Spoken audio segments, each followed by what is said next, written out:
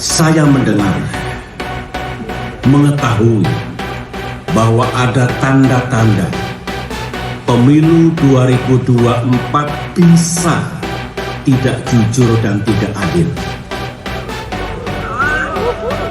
Konon akan diatur dalam pemilihan presiden nanti yang hanya diinginkan oleh mereka dua pasangan capres dan cawapres saja yang dikehendaki oleh mereka. Informasinya, Demokrat sebagai oposisi jangan harap bisa mengajukan capres cawapresnya sendiri bersama koalisi tentunya.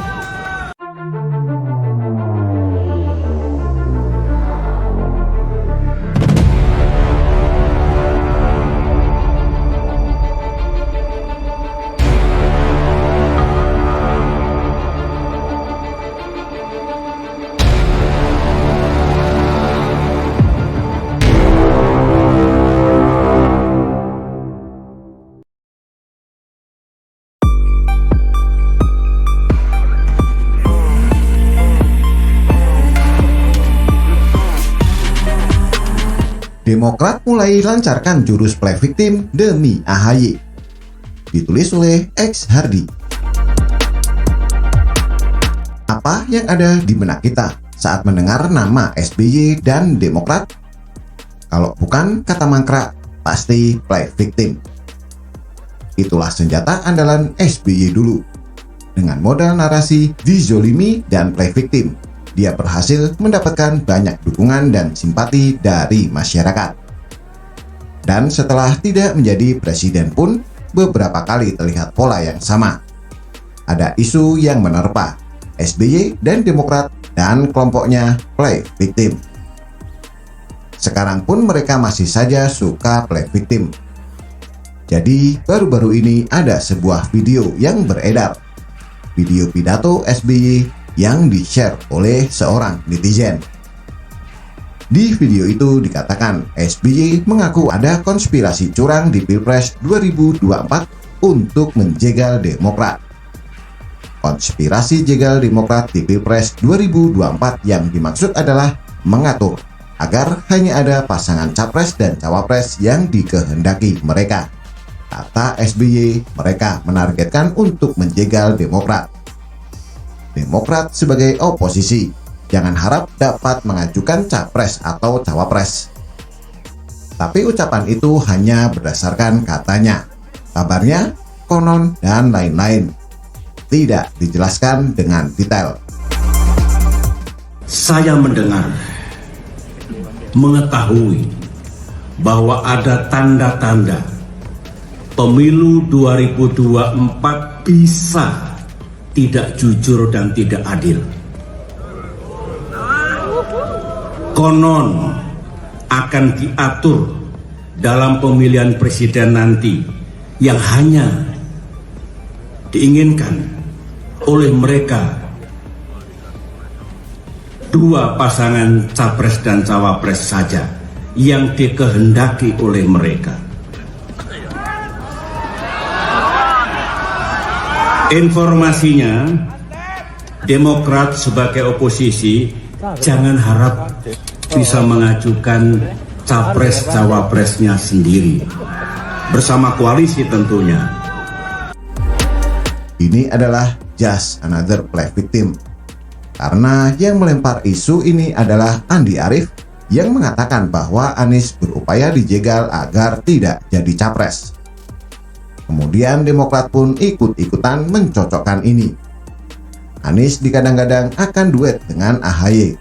Jadi skenario ini cocok untuk dicocok logikan. Kan sudah saya bilang, Demokrat itu partai yang tidak layak masuk ke politik. Rata-rata orang di dalamnya tidak punya prestasi bagus.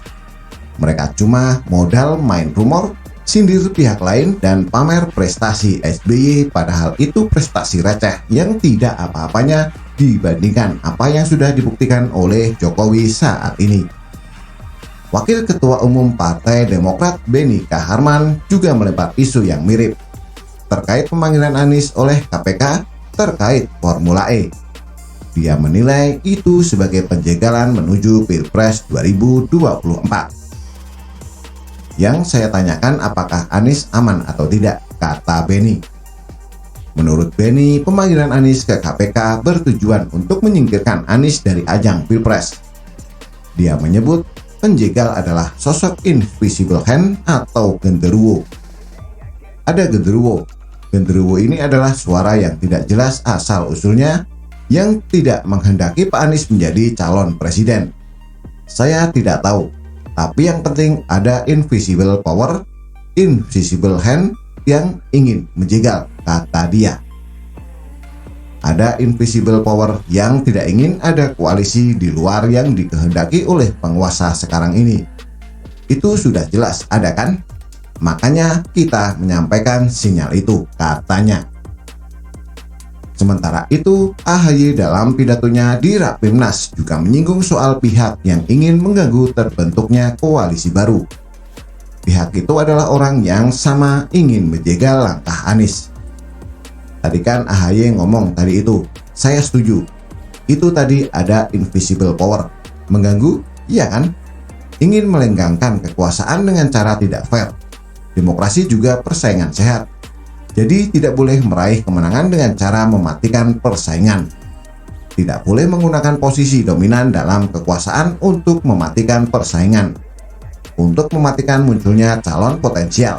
Menghambat munculnya persekutuan politik baru dalam konstelasi pemilu, katanya. Mereka melempar isu dengan tujuan agar masyarakat curiga dan berpikir negatif terhadap pemerintah. Pemerintah mau dianggap sebagai kelompok haus kekuasaan yang mau menjegal kelompok lain demi melenggangkan kekuasaan. Buat Demokrat, kalau tidak sanggup bertarung secara jantan, get out saja dari politik. Jangan bikin semak politik dengan jurus-jurus amatir yang tidak bermutu. Rakyat yang waras sudah bisa menebak permainan Demokrat jelang tahun politik. Playing victim sudah tidak laku. Kalau masih laku, Demokrat takkan jadi partai mengenaskan seperti sekarang. Berpolitik kok norak banget. Bicara soal jegal-menjegal, siapa yang meminta agar presidensial threshold jadi 20%? Itu terjadi di era SBY. Buat apa? Apalagi kalau bukan agar lawan kesulitan dan SBY bisa mudah menjadi presiden lagi. Sekarang mereka dengan tanpa malu meminta agar presidensial threshold dihapus jadi 0%. Mereka yang berulah, mereka pula yang play victim dan menyindir pihak lain. Begitulah kalau di rumah tidak punya cermin, tidak tahu malu, dan norak. Bagaimana menurut Anda? Silahkan tulis komentar di bawah.